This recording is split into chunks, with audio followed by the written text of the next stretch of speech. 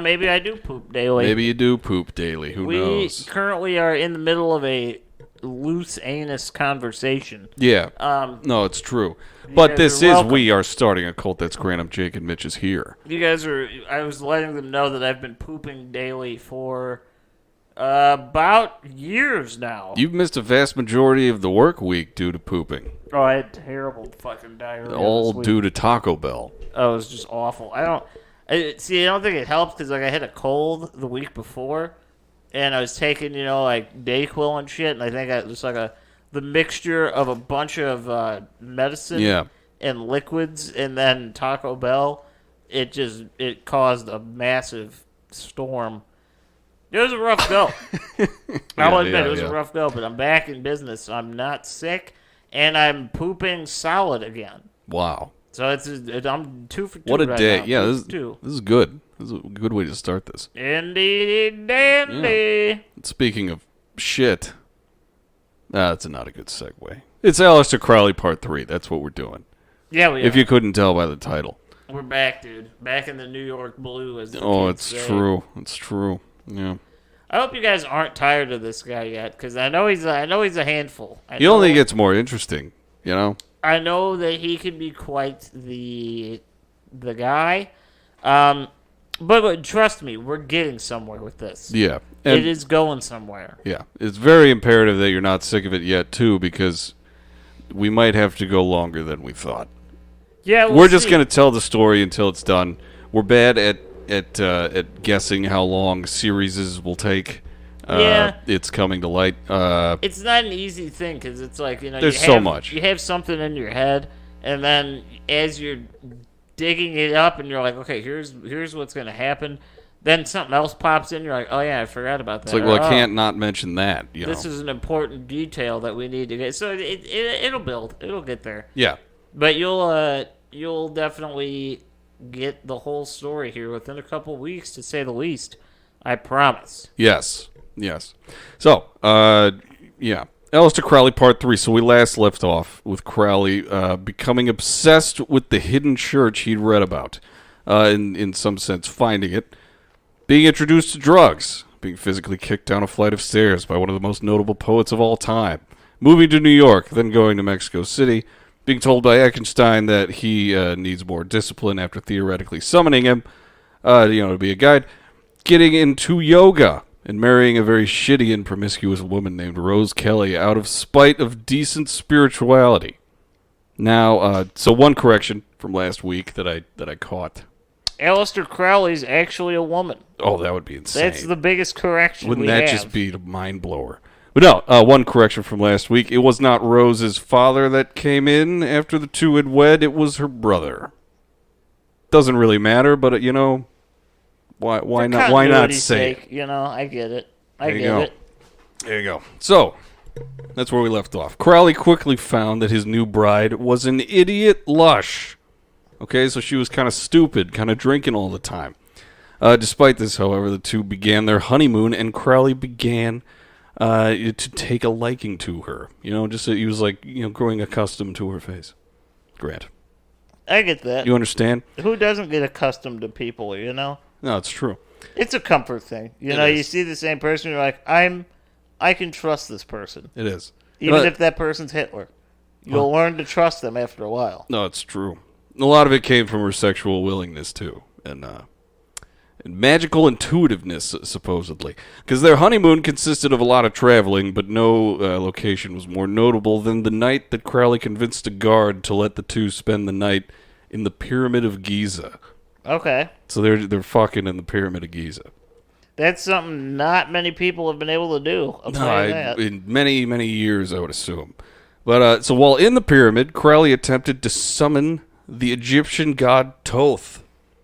Nice honeymoon activity, summoning an Egyptian god. Apparently, an astral light filled the pitch black of the pyramid's interior. During this ritual. Isn't that insane? Nothing happened afterward, but still. Okay. He got a little flash of light. Flashlight. Maybe there was a flashlight involved. So, the two then returned to Sri Lanka, where Crowley was dead set on hunting bats for whatever reason. He really wanted bats. You know what my family used to do when I was like, well, this was like the generation before me, but Hunting bats? it happened on occasion, very rare occasions, just to like witness what happened. You know, they'd be like, we'd have like a big light pole in like a dark area, so the bats would kind of swarm it. Yeah. And then you just fill a milk jug up, and you just start throwing them in the air, trying to hit the bats. You're throwing milk jugs at bats. That's how you would hunt them. You just see if you can hit them. You don't do anything. You just see what you can do. So if you get one, you're like, oh shit, that one's dead. I know. Like, you don't do anything with it? PETA is certainly probably not happy about that, but they're a bunch of fucking losers anyway. Yeah, so. PETA's fine. They're just putting dogs in a bunch of places where they die after 2 weeks anyway. No, PETA is it's kind of counterintuitive to their message. PETA is, for lack of a better term, one of the worst organizations that could ever live. They're worse than terrorists. You know why? You know why? Can I tell you why they're worse than terrorists? Yeah. Let me Because know. at least a terrorist isn't going to try to tell you how bad of a person you are for not being a terrorist. They'll just kill you. Well, PETA, they're gonna shame you. The whole reason they're terrorists is because they don't like the lifestyle that we're. Yeah, but they don't go have. around. They don't, fucking like, hey, you're wrong. That's all they do. No, they're violent because of it. They keep it to themselves for the most part. In that they strap bombs to themselves, yeah. But when's the last time that happened here, huh? 20 years ago? I don't know, man. I guess if you want to like count like the Boston one, but I don't even think they were terrorists. They were just like weird. Let's just say PETA and terrorists are the same thing. I'm putting PETA ahead of terrorists as far as who's worse. All right, it's a preference thing. You could stand by me in that decision, people. Yeah. Let's bound together. No, it makes sense. And let's fucking organize a rally to just, I don't know, torture and kill PETA. Maybe insert things into their body where they don't want them inserted. Like animals? I mean, you But could then PETA would have to step in and stop that. Yeah, no, they love animals so much we forcibly stick a gerbil in all of their asses. It's a very niche kink. Well, clothes, okay, clothes. That's what Crowley wanted to do with these bats. He wanted to make clothes. Well, that's just silly. Way more silly than milk jugs. Yeah. This guy's just a fucking silly goose. Yeah. He was largely unsuccessful. He wasn't very good at it. Only merely wounding a single bat, and that was only because it got entangled in Rose's hair. And she was like all freaking out and drunk. And he was like, no, I'll just injure it. So this aside, Rose was now pregnant. Though her very heavy drinking never wavered. So that's not good. No, it's not good. So the two began making their way back to Europe. But they made another stop in Cairo before they made it there, right? So on March 16th of 1904, Crowley was conjuring up air elementals called sylphs to entertain Rose, simply as an entertainment thing. It was like TV, magical TV. Specimens I'd like to fuck. Wow. That was quick. Wow. Maybe is that what it stands for? What are sylphs? Do you know what sylphs are? I told you what they are. I know. Wow. Specimens. You just got the inside knowledge. Yeah. You're very intuitive. Maybe you have an intuition for magic. No, it's cool though. I'm a sylpher. I've been a lifelong sylpher. Specimens, huh? I'm a sylph That's your head, thing? you know? Specimens? Yeah, I'm a sylph head. Some people like to call us, nerds, but we're just sylph heads, Sylphies, yeah. Make a bunch of weird shit in a lab and just start rubbing it on just go your at genitals. it, yeah. So, where is it? Sylphs, yeah. Sylphs to entertain Rose. All Rose would say, however, was, "They are waiting for you." Over and over again. They are waiting for you. All right, Rose. They are waiting for you. Cut the cryptic nonsense. But Grant, they're waiting for you. Okay. This continued and took the form of other single sentence to repetitions, until Rose eventually let Crowley know that the one who was waiting was the Egyptian god Horus. I mean, of course. Of course, it's Horus at the door. He doesn't have anything better to do with his day-to-day than to just hang around. He's just waiting. Waiting for fucking Crowley. He's just like, I'm going to freak this guy out so bad. No, it's true. So, yeah, Horus was waiting, apparently. That's what Rose said. Apparently he was greatly offended by what Crowley had done. What exactly that is, no idea. But his actions made Horus all pissed. I don't like it. I don't like it either. Apparently Horus didn't. Also, this was even stranger due to the fact that Rose knew next to nothing about Egyptian culture at all. So it would seem that she was just kind of receiving this information from somewhere else, possibly. Yeah, it's like it's just being slow. The seeds are being planted, and she's like, "Yeah, I know. Oh yeah, I know." yeah. That's what happens when you go fucking the Pyramid of Giza. But so yeah, after this, after Rose apparently channeled Horus and told Crowley that the equinox of the gods had begun, meaning mankind was entering a new era, and Crowley was the spokesperson of the new age, the age of Horus. Isn't that exciting? Is this like magicians like pitching woo? Like what is this? In a weird way. That is something. I want to before we go on. I want to rewind for a moment. Can I suck us into reality for a second? Absolutely not. Do we really think that they fucked in the Pyramid of Giza? Because I'm in the camp that says no. They might have. First off, what do you mean? Who? It's their honeymoon. See, okay. Here's my thought. I know this was a different time, and I know people fucking hate that, but it's true. It was a different time. I still would like to know what security guard would just let that slide. Like, what did he give him? Maybe he used his magical powers or his invisibility. I'm thinking it's just all too perfect. Maybe he offered to bottom for him. He's like, I'm going to have sex in the pyramid, and then I'm going to bring in the Age of Horus. It's like, he didn't know. At the time, this information's all coming from Rose. No, see, I'm thinking... He's just like, Pyramid of Giza, let's go. I'm thinking they knew. These guys know something. This guy fucking walks. He practically does. This guy's walking, dude. I don't trust him. Wow. I don't know, man. I feel like they may have had sex. I mean, they definitely I don't had know. Like, sex. Who cares? They honestly, definitely had sex. The craziest part is the fucking flash of light that came. Just out of nowhere, That doesn't happen to you guys? He's trying to summon Toth. There's flashes of light. Maybe if I'm dehydrated or something, but I don't know other than that. You guys, maybe I'm having sex wrong. There's always blinding lights. Wow. Like, absolutely just blinding. Yeah, to have any light at all. I forgot. Wow. Yeah, I was masturbating before my dental procedure. Yes. That had nothing to do with sex. I kind of got caught in the moment there. No wonder my dentist gave me that crown for free. All right. So Rose also said, in this time of her seemingly channeling things, Rose also said that Crowley's guardian angel named Eos, though he had never completed the Auburn Melon ritual, wanted to make contact with him. All right, so his guardian angel's like, "Hey, give me a ring." Call me up, Crowley. No. Who knows, man? Let's see. Entering a new age, guardian angel Eos. There we go. And it was Eos's will that on April 8th, 9th, and 10th, Crowley was to channel Eos through writing at a desk in a hotel in which the couple was staying. Okay. Okay, so Crowley did this and supposedly heard a voice telling him what to write down from the corner of the room behind him. That's how he channeled this, okay? Okay.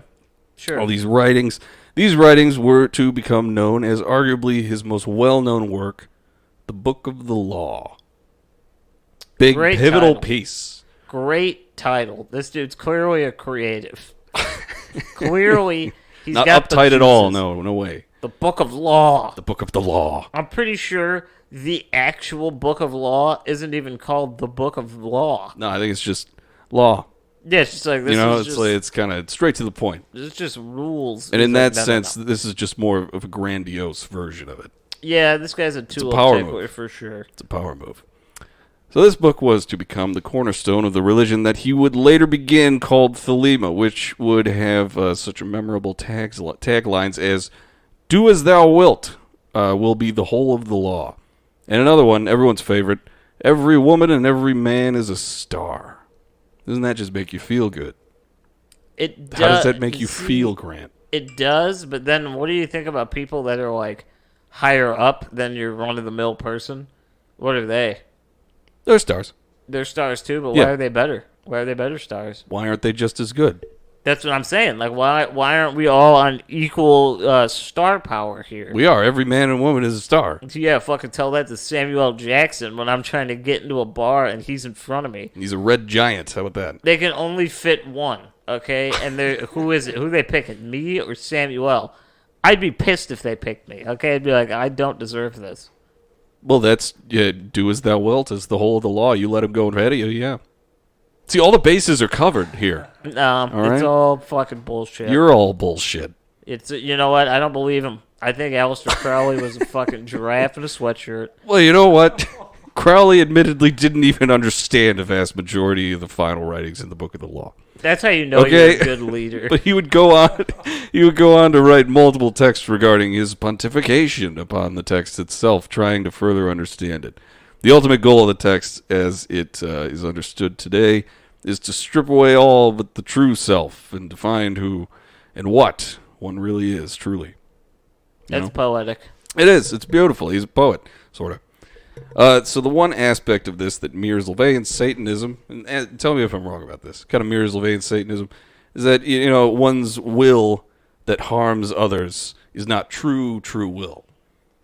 So it's basically do whatever you want, but don't fuck around with other people. Yeah, pretty much. You know what I mean? Yeah, if you boil it down, that it's the same idea. Yeah. It's like, be cool. That's really all it is. We've boiled it down even further here. Yeah. Just be cool. No, yeah, be cool, dude. Like, do whatever you want, but just be cool. You can do what you want. Like, let's say you can like have sex with whoever you want. You can eat whatever you want, but you can't eat a corpse and you can't molest anybody. That's against the rules. It's basically just consent and don't be a cannibal. Yeah, it's like you're taking it too far. You're being too gracious with the rule here. It says be fucking cool, Mitchell. Yeah. But yeah, that's in Satanism is like be cool, but Crowley's version of it's basically like do whatever the fuck you want. You have to. If you want to do it, you actually have to do that.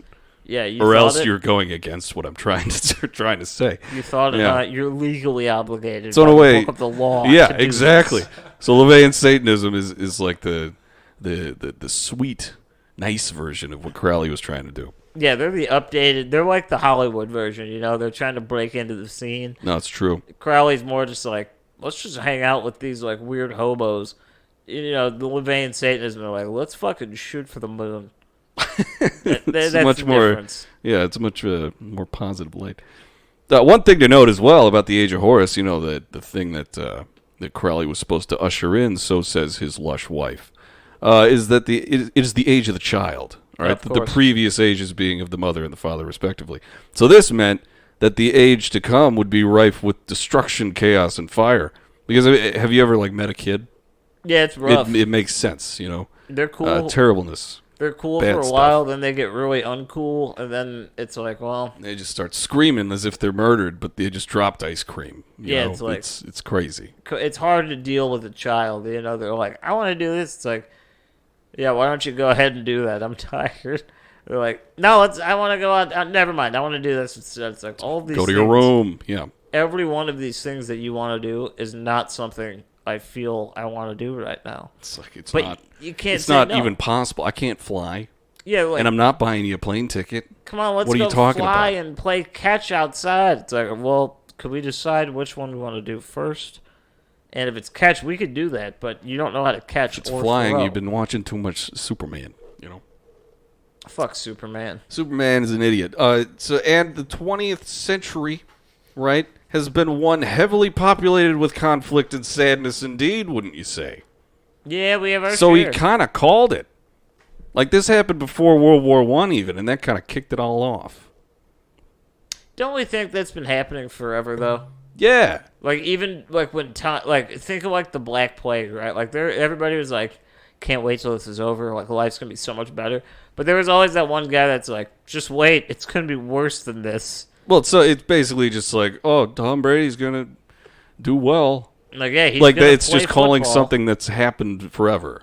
There will be church on Sunday. It's like, holy shit, that guy told me my future. How did he know?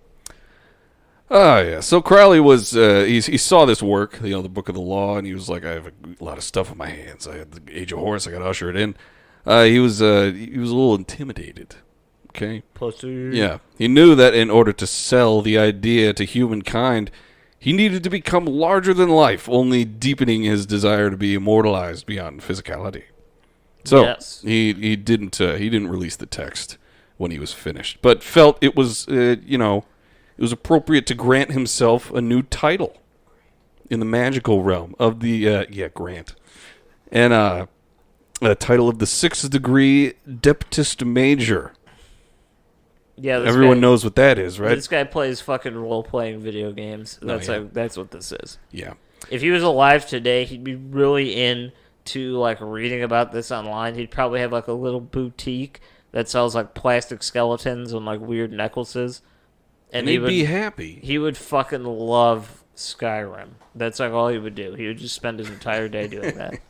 The cat man is telling me to go this way across this mountain. Yeah, he'd buy like every version you could get, and then he would just be like online gaming for just ever. Yeah. Oh, sorry. He got the title in the 6th degree Deptist Major.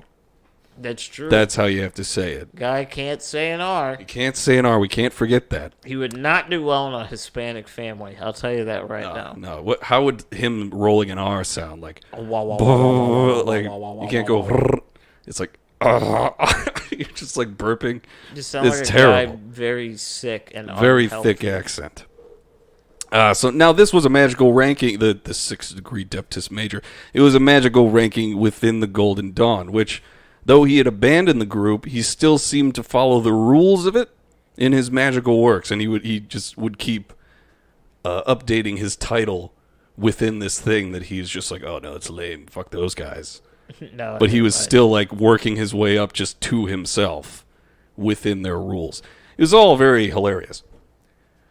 Because just like with Christianity in his youth, he needed the structure to work within, and at the same time, against Grant. He's a very complicated and superfluous man. See, I'm the more we go, I'm getting real jaded against this guy. I'm thinking he's just full of shit all the time now. This was his ultimate goal, is for everyone to hate him. He's good at it. He's doing it. He's a real tool. I'm literally just telling you about his life, and you're like, this guy fucking sucks. And I'm sure everyone else thinks that. See, he's a fun guy. He's interesting. You definitely want to meet him at like a party or a bar or something. But he's probably not like that cool. If he's around a lot, you're like, fuck, I don't want to go there. You're like, this guy's... Aleister's going to be there. Yeah, maybe I'll just you see him stay once in a tonight, year and he pops in, and you're just like, oh, hey, good to see you, man. I missed you.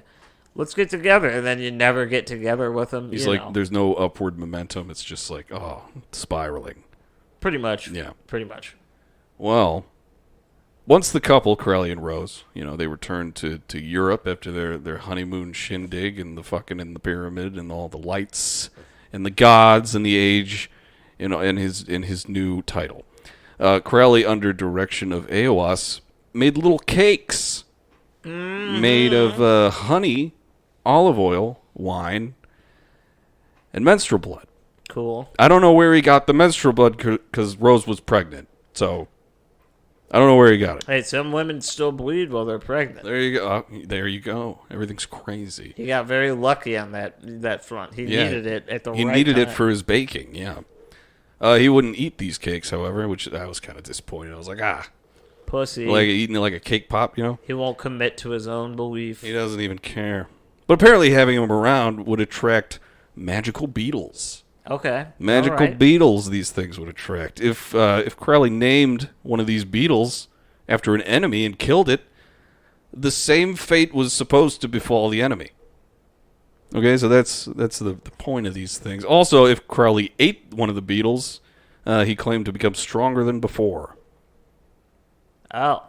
So these are, it's like voodoo beetles. So this guy's just This guy's just Bill Schnoebelen. All right, that's just who he is. And then we did cocaine, and I went to Mars, and there was a big obelisk. And he cut open my chest, and I suckled at his blood. And then I went back to my parents' yard, And it was much. all burned up. It's like, Jesus, man. Yeah, fucking Crowley's like, you guys want to know a secret? If I name these bugs that eat period blood in my kitchen, I'll fucking kill whoever I name it.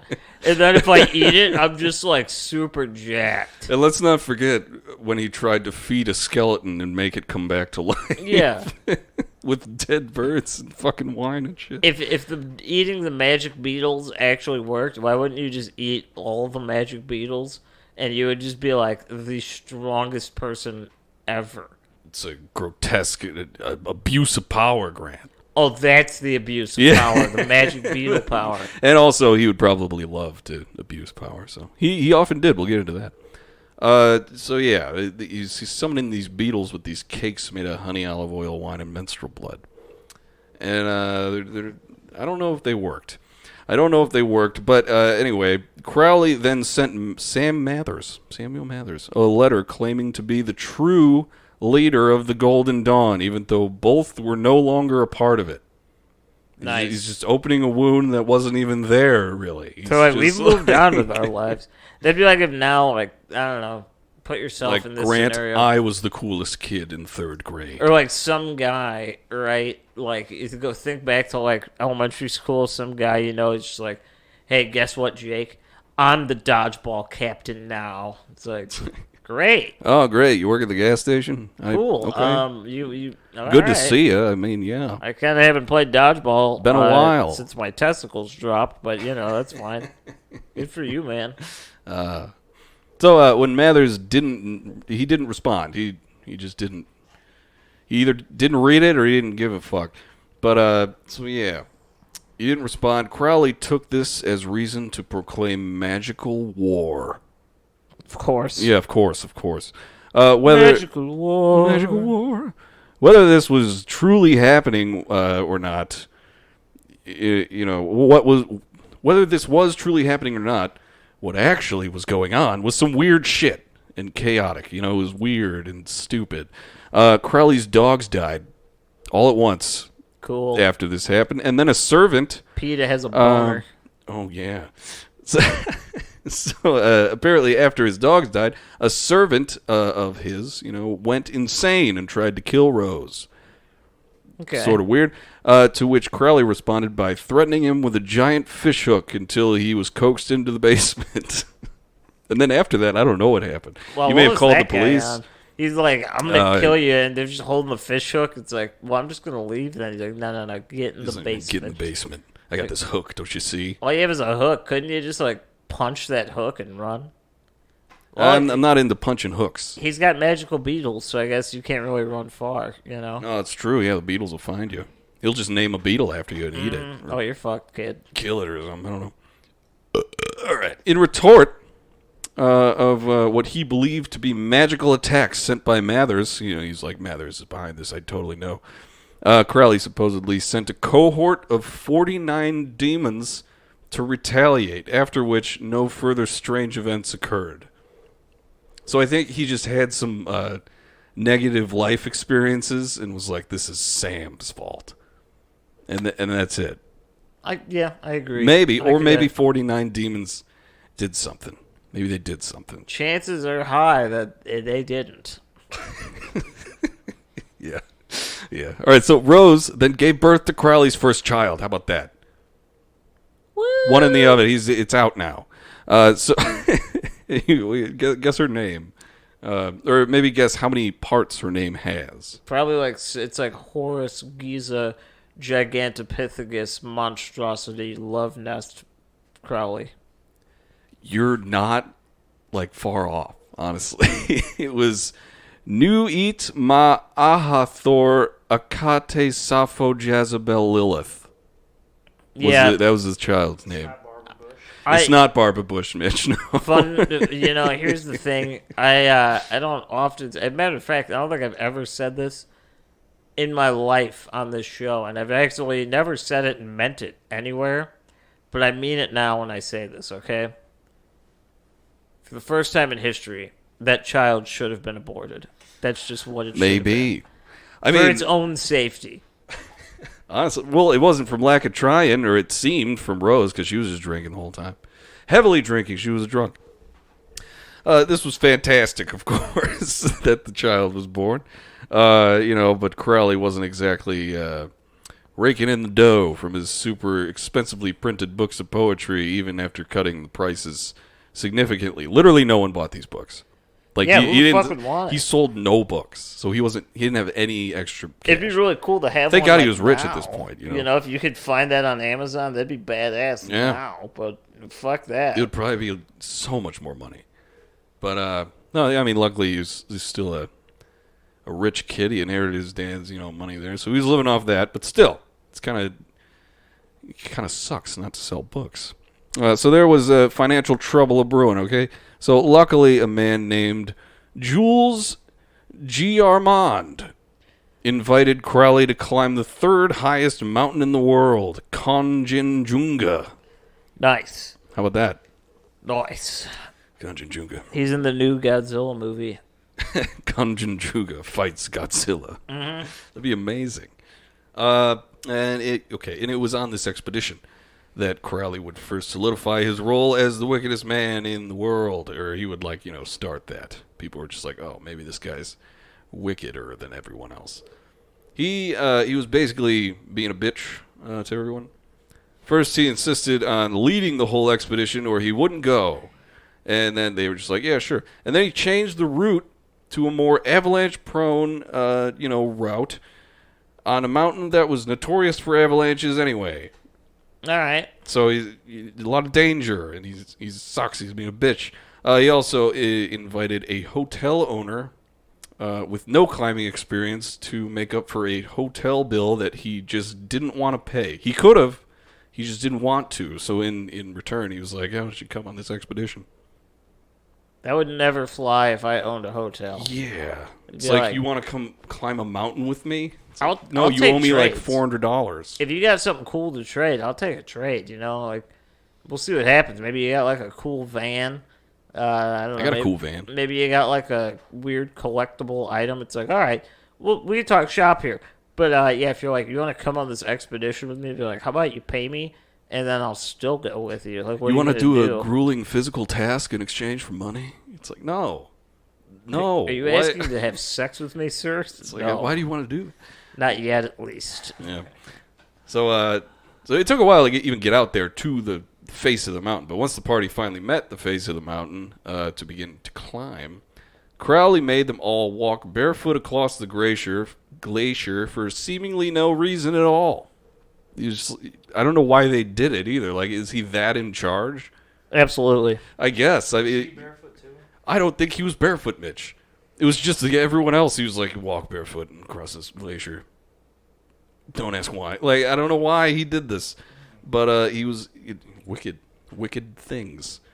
So let's see. After the group had begun climbing, it was clear that Crowley wasn't the best at carving a safe path in the ice. And this was made clear by a member of the party slipping, falling, and dying. Okay, due to his slipshod path. All right. So he's responsible for a death.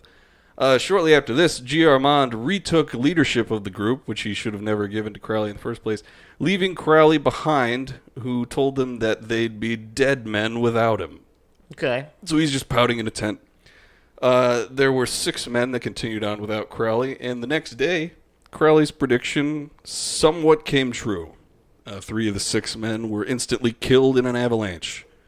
Probably due to the route that Crowley had chosen, but that's beside the point. Yeah, who would have fucking known? You want to go through shark-infested waters? It's like, I can't believe one of us was killed by a shark. What do you fucking really? think? It's like that Saturday Night Live bit. It's like rapping teenagers, and they're like, "There's a bear in this bear cave. What are the odds?" Like, what was that? I have no idea. It's like we're straight up trapped in this bear cave, yo. But you're speaking some truth. I mean, Yeah, that's where you're going to No, find it just them. makes so much sense. It's absurd. Oh well, yeah, they died. When one of the surviving members came back to Crowley's camp for help, Crowley refused, saying that he warned them of such tragedies. So this, He did. He did do it, but why not help? So this depraved reaction proved to haunt Crowley for the rest of his life, but not like on his conscience. He would just have to answer for it a lot. Yeah. He even he had to return to normal life and give 5 news reporters his reasonings behind his actions, which were hilarious, as you can imagine. They didn't deserve it. I told them they took my power. They walked barefoot. I told them don't fuck with the magic Beatles, and here they are. Exactly. Maybe he had the my Beatles. menstrual cupcakes and shit. They're asking for it. Well, after the whole mountain fiasco, and he has a kid this whole time. He's just like, oh, I have a kid. I'm going to go climb a mountain. So after the whole mountain fiasco, Crowley took Rose and their daughter around the world, which would prove to be no less dangerous than the mountain from which he just came. Yeah. Kind of dangerous going around the world. Shit, the world's a terrible place. Have you been there? Taking a baby to a public park is dangerous. Let alone around needles the everywhere, world. glass, people, all bad things. So he was riding horseback across multiple countries through Europe and Asia without a plan, just sort of meandering around. Eventually, Rose and their daughter chose to let Crowley go off on his own in this direction. Let's travel. They're like, we're going to go home. You can keep doing whatever you want. I don't care. So after this, Crowley returned to his land off Lake Loch Ness called Bullskin. You remember that place? Bullskin. Where he finally finished the Overmelon ritual. Isn't that exciting? I'm on the edge of my seat right now. Yeah, isn't that crazy? This guy's life is everything I've ever wanted. I know. Magic Beatles and traveling. This will be even more attractive to you. How do you think he did it? Diarrhea. Maybe. There might have been some of that in there. But no, he completed it in his mind. Absolutely. In a temple. He did it in a temple that he imagined. That makes sense, though. Isn't that exciting? No one can take that away from you. You know, that's you and you alone. That's true. It's true, man. He's just in Bullskin, just like, I'm in a temple. They don't have to believe you, but they have to accept it. That's just what it is. It's true. It's like ghosts. Yeah, pretty much. Yeah. Like, it's not real. Well, you just have to accept that. To me, it is. You bitch. Yeah. Pretty much. Aleister told Crowley that he was granted into the Third Order of the Golden Dawn, meaning that he was top of the line. He was top of the totem, in the company of the magical secret chiefs. Yeah, dude. He's Isn't that amazing? Shoulders with fucking Bill Schnoblin and like Gizmo from the Gremlins and shit. Yeah, all the top guys. So this is amazing, right? Well, this wasn't amazing. It was. Yeah, wait. What wasn't amazing? There we go. Was Crowley's marriage at this point? In all the travel around the world, Crowley and Rose's daughter, who I'm not going to say all the different parts of her name, contracted contracted typhus and died shortly after. Yikes! So yeah, dead baby. Don't take him around. There's a dead baby in the story. I should have warned everybody. Well, I'm sorry if you're listening to this and that's what sent you over the limit. It's just gonna. You've listened to all of our episodes and that's what got you. Come on now. Well, the baby's dead. The baby is dead. It was shortly after Rose left Crowley to his travels. Not surprisingly, Rose's drinking problem had a bit of an uptick after this, and it was not helped at all by the fact that Crowley openly blamed her for the child's death. He seems like that kind of guy. It was you that done it, yeah. Not like a couples thing or any sort of personal responsibility, perhaps. It's more so everybody else's fault. But I didn't do it. It's like, motherfucker, you were just on a mountain. Just on horseback, just going across the world, and she just died. Yeah, I have a feeling it was a little blame on both sides. How about that, Grant? No. Let's just marinate in the death of this child. No, I'm putting it on him. All right. And the baby was asking for it. With a name like that, are you kidding? The baby, she was asking for it. Yeah, but one out, one in, because Rose then gave birth to the couple's second child, a little girl, which they named something way shorter. Just like Susan. Susan, that would be cool. But no, I actually kind of like this one a lot. It's Lolo Zaza. Isn't that kind of fun? I mean... It's Lolo Zaza. It's fun until you have to, like, be a human being. You're like, hi, I'm Lolo Zaza. I'm like, what? No, it's fine, dude. I could see that on like a license. You know? Yeah, I'd be And like, being oh, stoked about it. That's a cool vanity plate. Like, oh, that's just a person's full name. It's like, no, he has a name tag. Custard Crowley, that'd be a better one. Custard Crowley. That'd be a good one. Custard Crowley. All right, so what happened after this? What do you think? He abandoned Rose and Lolo. To form a new magical order. So you see, Crowley was gaining a small following of people that bought into his whole, claim that he was of the Third Order, and these guys would go on to follow Crowley around like a posse wherever he went. Insane magic posse. IMP. Yeah. The imps. The imps. I love that. The imps, bro. They're the imps. So Crowley also claimed that since completing the Auburn Melon ritual, his consciousness had absorbed that of Eos, and it was all of these elements combined that told him that it was time to begin publishing again, because he had taken a break. He got a little disenfranchised from the no sales. But yeah, he was just like, yeah, let's start publishing again. I'm feeling good. So this time it was a collection of his works. Okay, so he boosted sales a little bit by offering £100 to whoever could write the best critical essay on the book. Okay. So he's like, read it, write something about it, I'll give you money. That's what he said. I like that. It's kind of cool. Yeah, so still sales were low. Only one man wrote in a critical essay, and that guy's name was John Fuller. John Fogerty. Yeah. All right. People just called him Boney, though. Yeah, you want to know why? Boney? Because he's a homosexual. No, he was just really obsessed with Napoleon. Bonaparte, Boney. That's so not clever. It's way less sexual and funny. But I'm actually upset that people thought that was fun. He's Boney. Okay. Well, he was buying what Crowley was selling and not just his book, you know what I'm saying? It'd be funnier to call him Boner, he's a fan. Oh, yeah. He's in the Boner Club. Yeah. Well, I'll call him Boner. Fun fact about Boner here, years after the time period where we're talking about, he wrote a book that inspired the Nazi Blitzkrieg. And perfect. Because of this, he attended Adolf Hitler's 50th birthday bash. Oh, what a bash. So this is the kind of guy that loved Crowley's book.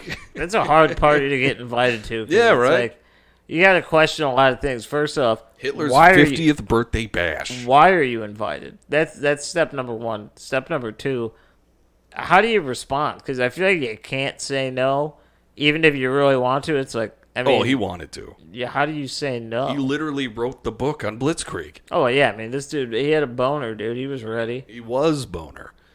Anyway, this was the only guy that wrote a critical essay on Crowley's work, and it was very in favor of Crowley himself. It was like he had a boner for it. Yeah, he's a fan. There we go. So Crowley published the essay and never paid Fuller the £100. How are you gonna treat your imps like that, huh? This guy's in the posse, and you're gonna betray him? Yeah. Well, let's get into another fun character in Crowley's life at this point. Crowley, he found his first magical student around this time, and through what else but sweet cocaine? Obviously, it's cocaine that's magical. So Crowley met George Montague through his drug dealer. And Montague was convinced that his mother was trying to kill him through witchery. He was a very paranoid guy. I don't think it had anything to do with the cocaine, though. No, probably nothing to do with the cocaine. He's the only honest one of this whole story. Yeah. I promise you. He's like, yeah, my mom's trying to kill me, witchery and all that. Crowley convinced Montague to pay him to be his student, and to pay for a trip to North Africa for a magical retirement. Nice. Because apparently he would take little breaks here and there. Because every time he would come back to magic, he'd be super inspired. Okay. So he's like, we'll take a magical vacation. It'll be great. Magical retirement. Yeah, a sabbatical, if you will. So this trip ended with Montague telling Crowley that he was sick of his teachings and sick of being made to feel as though he was a bloody shit in the street. Wow. So I don't think he liked Crowley in the end. It's hard to, It's hard to, become friends with people you meet through your cocaine dealer. Right? And it's I'd like, imagine. as he's getting older, he's not as rich. So that just makes it even harder. No, you it's know? true. It's very true. It's much more difficult to put up with him now when he has less money. Yeah. Well, their kind of relationship completely ended when Montague eventually accused Crowley of being in cahoots with his witchery, trying to kill him mother, who again, you know, His mother had been was dead trying- he for was trying to 15 years at this point. He's still from the thinking spirit about realm. it. Yeah. Crowley then abandoned the boy. Okay, so He's good at that. yeah. So after this, Aleister Crowley began setting down the groundwork for his magical society called Agentium Astrum, which I'm going to call AA for readability's sake. That's some fucking Harry Potter shit right there. Argentium Astrum. Yeah. Now, what do you think that spell would do if it was a Harry Potter-like spell? Probably like give you like a super wedgie. Like an atomic wedgie or No, a more than super that. wedgie? What's a It's super wedgie? This is a magic one. Magic, okay? You're fucked. Oh, I guess. Okay. It'll literally, it just, right. it turns, I don't know what it does. It puts razor blades in your underwear or something. Oh, that sounds awful. I don't know. Argentium Astrum. It does some real fucked up shit. Oh, fuck no. So he led this society by way of the teachings he'd channeled through Eos, charging members to join, yes, but never making much money at all. So this magic society for him was not about the money. He truly believed in all that he did and taught and was unapologetic about the manner in which he did so. Crowley also, as we covered in the first episode, wanted attention and far-flung notoriety, and he was about to fucking get it, okay? But this wouldn't have been possible without one wacky character named Victor Neuberg. Victor! Neuberg. It's not Neudberg. It's not OJ's character. That was OJ's character, right?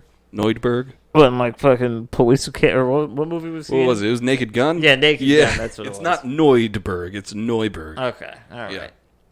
So Victor Neuberg. Crowley described Neuberg as a vegetarian, wild-laughtered, enormous-lipped poet who refused to bathe, wear hats or pants, and that his admiration for Crowley brought out his admirable side, I guess. So Neuberg was also known at the time for publishing Dylan Thomas's first book of poems. Isn't that cool? It's cool for me, only maybe. Let's see. Where else? What else we got on Neuberg?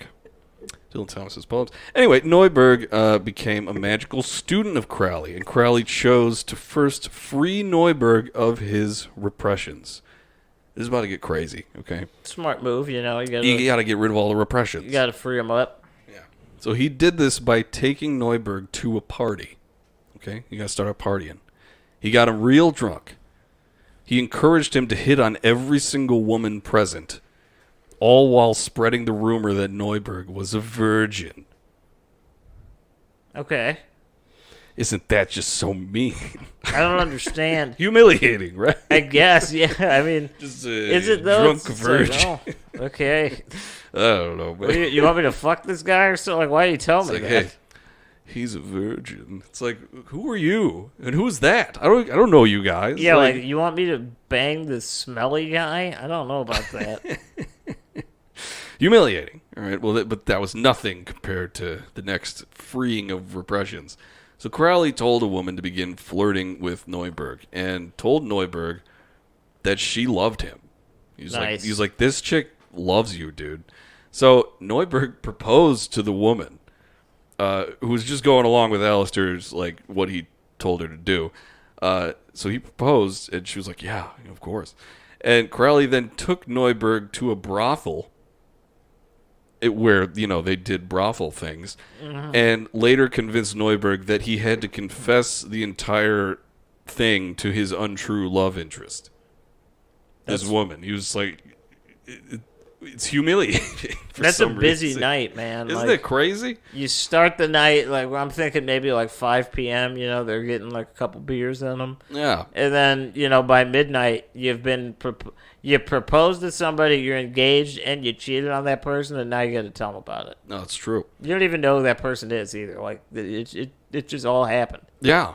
Yeah. So she pretended to be devastated and broke things off with Neuberg, who was also devastated. And then Crowley was just like, Gotcha. No, it was a prank. None of that was real. I schooled you, bitch. Dude, Neuberg didn't even believe him until he walked in later on Crowley and his former love interest sharing a cigarette after they fucked. Cool. Isn't this is fucking brutal, dude. I guess that's one way. If you did this to me, I would fucking fix your legs just so I could cripple them again. I don't have I would throw you in the ocean. I mean, like, it'd be a fun prank, but like, who's gonna do all that setup? It's so involved and sadistic. It's brutal, man. It's fucking brutal. It's a good example of Crowley's unapologetic nature in his teachings, though. It's kind of funny though. When you look at it from a big really picture funny from the perspective. outside. You're like, wow, that's just like a great weekend. No, that's it's one true. you talk about forever. Yeah. But, Neuberg was still on board, though. He fucking trusted the process. Hey, you have to at that point. If you're that deep in. So Crowley then took Neuberg to Bullskin, where it became apparent that Neuberg had a knack for Kabbalistic ritual, spontaneously ejaculating while in his meditative trances sometimes. Thinking off, baby. Thinking off. So despite this promise Neuberg showed in the magical, realm, or perhaps because of it, I don't know, Crowley's seemingly sadistic teachings continued. He made Neuberg sleep outside naked on a bed of thorns for 10 nights in the Scottish winter. Cool. Yeah. He was also made to punish himself each time he said the word I, which he did by cutting his wrists with razors. That's smart. I mean, Is it smart? I mean, that's how you're going to train somebody for sure. I'll tell you that. Yeah, maybe. I mean, yeah, you just start referring to yourself in the third person, right? Yeah, pretty much. Or is it like a sonic thing, or is it like the letter I? Ooh, that's a good one. Like, Yeah, but my eyes. anytime, if you say like the letter I in any form, oh, that would be even harder. you'd be done. Like for if it's in any word that you you'd say, be done. God damn. Well, yeah, he would cut his. It isn't fair, Mitch. You're right. Can we have pizza? And it's like, oh, you got to. It's like you got to do it. Fuck, man. Crowley would just whip Neuberg in the bare ass while calling him Jewish slurs too. And the slurs are actually that was the line for Neuberg.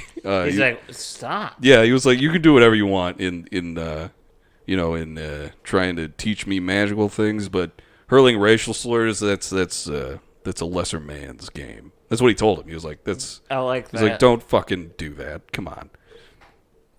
Let's check in on Rose, okay? This was about 2 years after their divorce, and Rose was drinking a bottle of booze a day, eventually being committed to a hospital for alcoholic dementia. That's just pretty called bad. being drunk. It's pretty bad. Yeah, consistently. So, following her release, she married the doctor who treated her in the hospital. Doesn't that seem kind of weird? That's got to be some type of violation. That doesn't seem good. You know it started in the hospital, too. That's not good. That seems like it's against some type of oath. Some sort of oath. Maybe like seems like a hypocrite or the Hippocratic? Something. Yeah. Hippocrates. Anyway. It's fucked up. It is fucked up. So yeah, she married the doctor who treated her in the hospital. This being said, Crowley's ties to his ex-wife and child were all but cut, and he put all of his attention towards publishing a magical magazine called Equinox. And this thing was thick as a fucking dictionary. Like the James Bond movie. Hey, yeah. Is it? I don't know. I don't think it's a movie, but there's a mission in one of the old video games. It's called Equinox. It's good. Maybe. It has nothing to do with Crowley, but it's fun nonetheless. Nonetheless. Well, yeah, so it was, like I said, thick as a dictionary, and it quickly actually became a hit. Like, it sold pretty well. He, of course, made next to no money, though, from the wildly successful magazine, again, due to his insistence on using the most expensive and high-end paper. So he had no profits. Yeah, that'll happen when you're a tool. But people were reading about him, and that was cool. But he wasn't making money. Damn it. Yeah. If only I had a way around this, but I cannot cut There's production simply no costs. way. You mean I could print this for 5 cents a page instead of $3? You're being absurd. Why would I do that? That can't be real. But, like I said, from this literary success came recognition. Crowley began performing rituals in his AA temple. And like I said, I'm not going to say it every time. The AA temples, events that he made open to the public to attend. Isn't that crazy? He even invited reporters. And these rituals often included the consumption of opium and peyote, and then he starts reading, like, poetry while everyone's coming up on drugs, and then Neuberg starts dancing wildly once everyone's good and fucked up. It's my kind of party, man. That sounds so much fun. I'd go. I don't know. Would you do peyote? I don't know if I'd do peyote. Yeah, I would. The first 2 hours where they say you're just, like, puking and feel terrible, I don't think I want that. I feel like that's one of those things like you have to try. It'd be like if you didn't have like Cajun food when you went to New Orleans, So where would I have to go where I would have to do peyote? Like, is it just the desert? If it's offered to you, you have to. Wow. I mean, I don't know. Please don't offer that to me. I'm not certain that many people would ever offer that, but if it ever is offered, you have to. Well, it's a binding contract. Yeah. It's in the book of the law. It says. Well, it was peyote and opium, so it was a crazy time. So, yeah, these rituals, opium, peyote, poetry, Neuberg dancing. And once everyone was, getting fucked up. So reporters were writing these accounts and publishing them.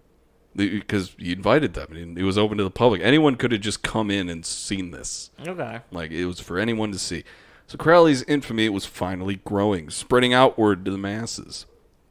And it was this notoriety that led Crowley to finally publish the text Eos had him transcribe some 10 years before, the Book of the Law. Book of the Law. It was about to hit the printer, hit the shelves. It's going to hit the fancy paper.